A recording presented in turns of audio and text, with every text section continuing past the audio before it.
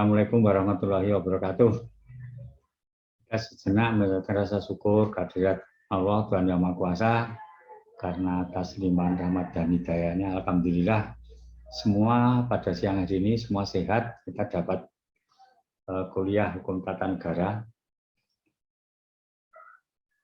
Pada hari ini mengenai hukum tata negara, kalau kita minggu yang lalu kita sudah berbicara mengenai bentuk-bentuk pemerintahan atau sebelumnya bentuk-bentuk negara. Nah, mengenai bentuk negara, kita harus ingat negara kesatuan dan negara serikat. Mengenai bentuk pemerintahan, kita harus ingat bahwa ada negara itu berbentuk republik, ada yang bentuk monarki atau kerajaan. Semua itu ditentukan di dalam konstitusi negara masing-masing, dalam hukum dasar negara masing-masing, dalam undang-undang dasar negaranya masing-masing. Nah, demikian juga negara Republik Indonesia, baik itu bentuk negaranya kita bentuk kesatuan, bentuk pemerintahnya kita berbentuk republik, itu semua diatur dalam undang-undang dasar negara kita, yaitu Undang-Undang Dasar 1945. Selanjutnya pada hari ini saudara sekalian, kita membicarakan mengenai sumber-sumber hukum tata negara. Nah, sumber-sumber hukum tata negara ini kita kan negara Indonesia termasuk negara baru, ya. Karena sebelumnya kita 350 tahun dijajah oleh Belanda, termasuk sumber-sumber hukum tata negara pun kita mengacu pada, sebagian mengacu pada zaman Hindia Belanda. Karena hukum tata negara itu merupakan terjemahan dari Staatsrecht. Ya. Staatsrecht bahasa Belanda diterjemahkan menjadi hukum tata negara. Nah, kita berbicara tentang hukum tata negara Indonesia. Nah, mengenai sumber-sumber hukum tata negara ini, saya mengacu pada sebagian dari bukunya Profesor Dr. Sudikno Mertokusumo, itu adalah dosen atau guru besar pada Fakultas Hukum Universitas Gadjah Mada, ya, guru besar saya pada waktu kuliah itu. Ini menurut Pak Profesor Sudikno Mertokusumo itu bahwa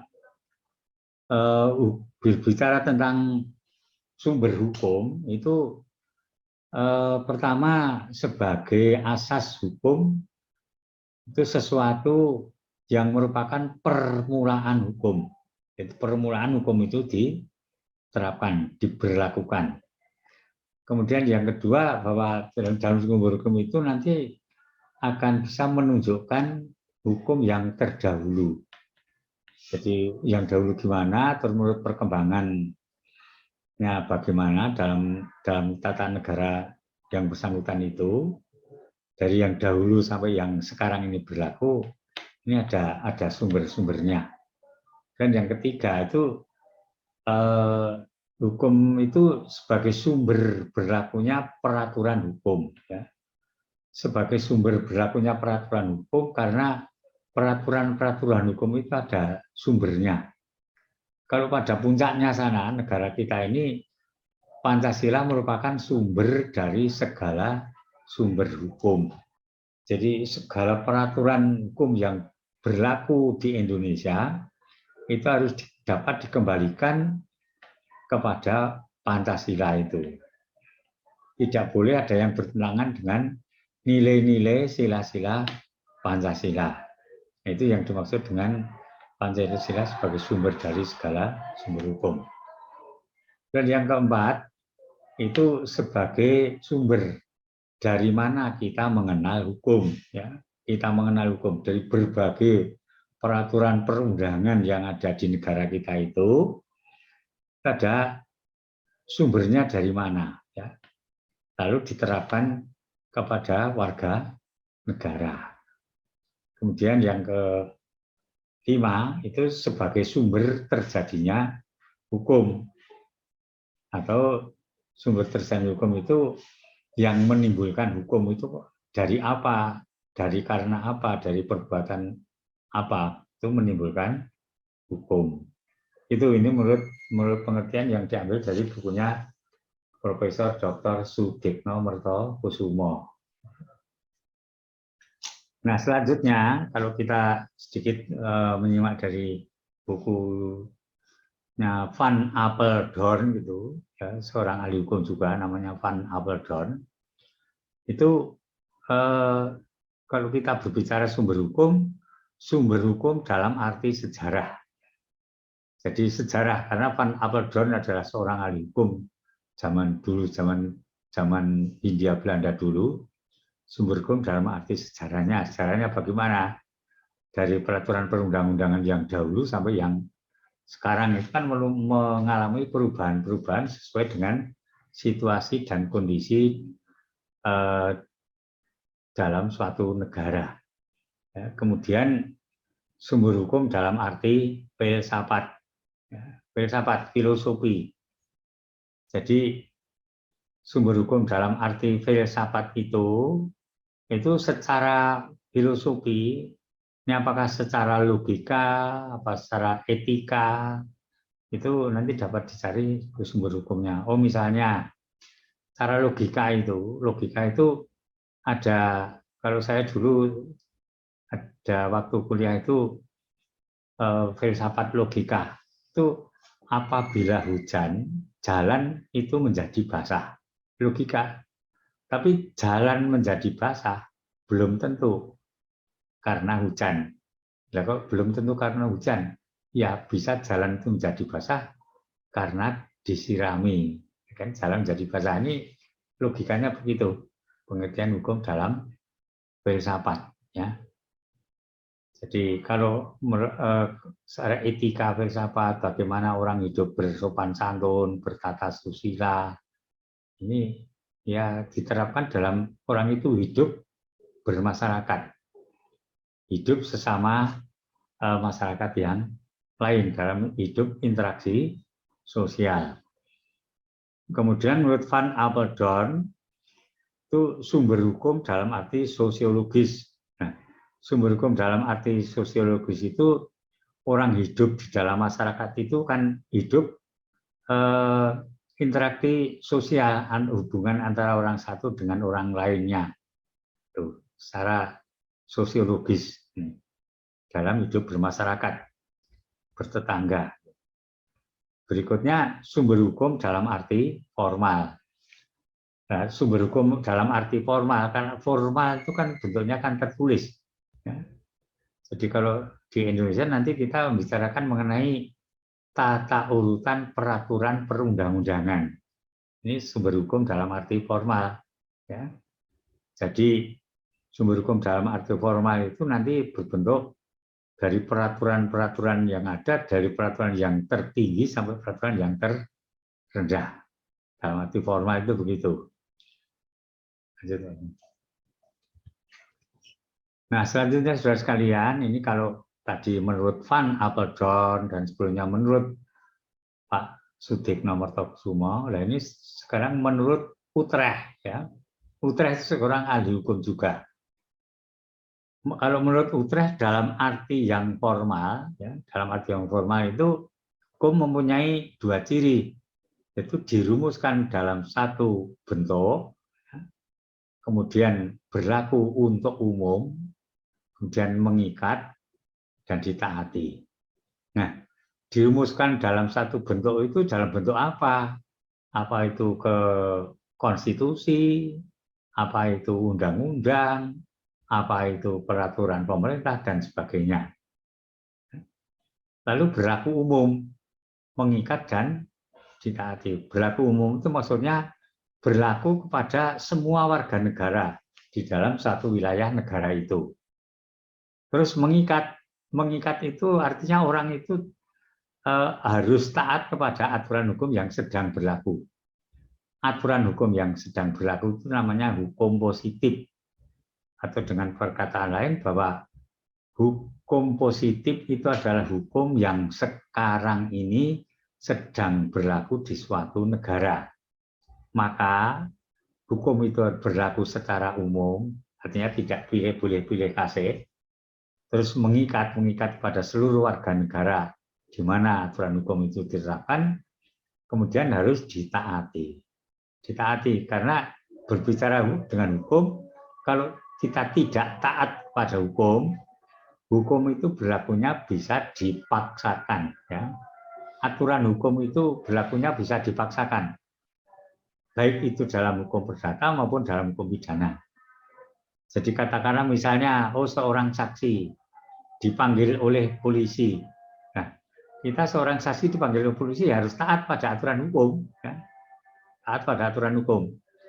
Karena kalau dipanggil oleh polisi sebagai saksi itu dipanggil satu kali tidak datang, itu tidak apa-apa. Dipanggil yang kedua tidak datang, tidak apa-apa.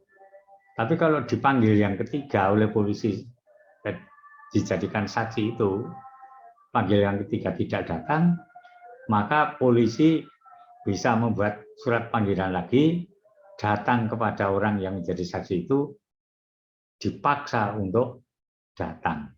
Atau bisa dipaksa dibawa dengan paksa. Itu maksudnya harus ditaati itu begitu. Dan dari peraturan-peraturan hukum itu terdiri dari peraturan perundang-undangan, ini menurut Utrecht ya, peraturan perundang-undangan, kemudian kebiasaan atau konvensi, kemudian jurisprudensi, dan traktat, doktrin, ya, doktrin. Jadi peraturan perundang-undangan itu wujud apa? Kalau di negara kita peraturan perundang-undangan itu ada undang-undang dasar, ada undang-undang, ada peraturan pemerintah pengganti undang-undang, ada peraturan pemerintah, ada peraturan presiden, dan seterusnya. Sebenarnya peraturan perundang-undangan. Dan kebiasaan atau konvensi.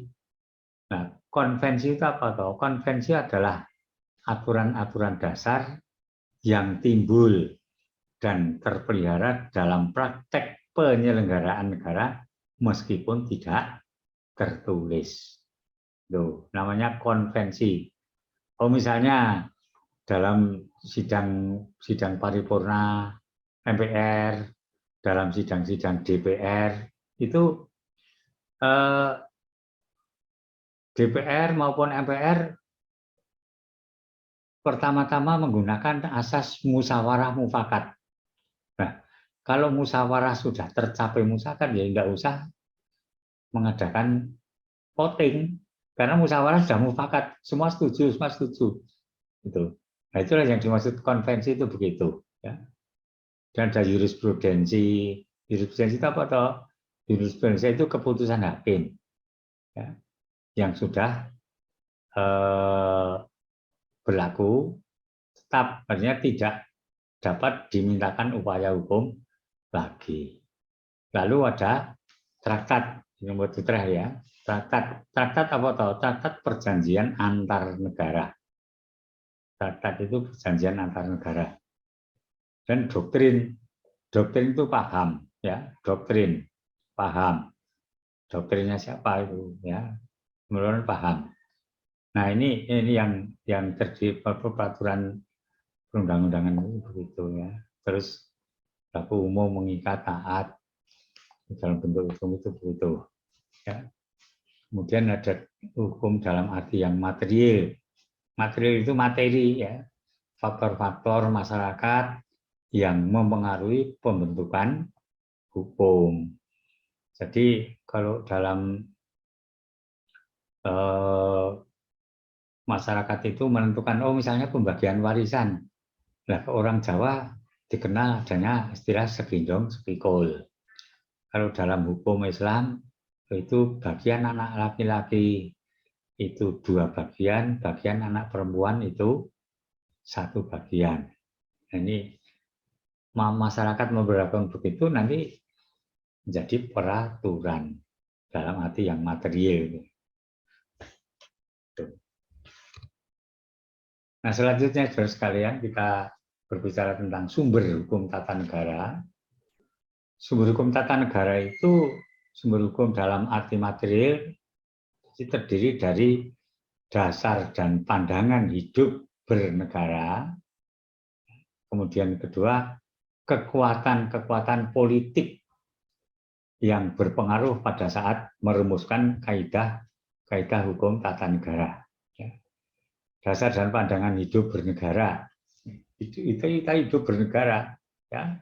Dan kekuatan politik berpengaruh pada saat merumuskan kaidah-kaidah hukum tata negara. Jadi kekuatan-kekuatan politik itu, ya, politik dari kekuatan politik itu sangat mempengaruhi dalam merumuskan kaidah hukum negara sesuai dengan para pejabat negara yang sekarang sedang memegang kekuasaan negara, kan menjalankan tugas negara selama memegang pemerintahan itu. Dan sumber hukum dalam arti formal, ya, ini hukum perundang-undangan ketatanegaraan. Seperti tadi saya katakan tadi, perundang-undangan, ya, yang merupakan peraturan yang tertulis itu. Dan hukum adat ketatanegaraan. Hukum adat. Adat itu adalah kebiasaan yang diikuti secara terus-menerus dan diakui kebenarannya. Ini hukum adat. Dalam ketatanegaraan pun dikenal adanya hukum adat. Dan hukum kebiasaan ketatanegaraan atau konvensi ketatanegaraan. Tadi sudah, ya, konvensi.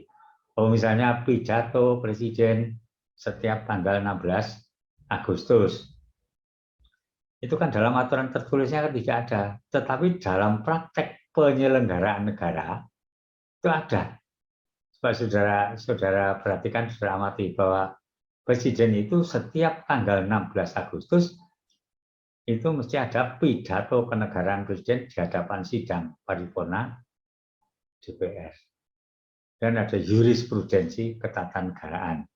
Jurisprudensi tadi sudah saya singgung tadi, nanti akan saya jelaskan lebih lanjut, ya.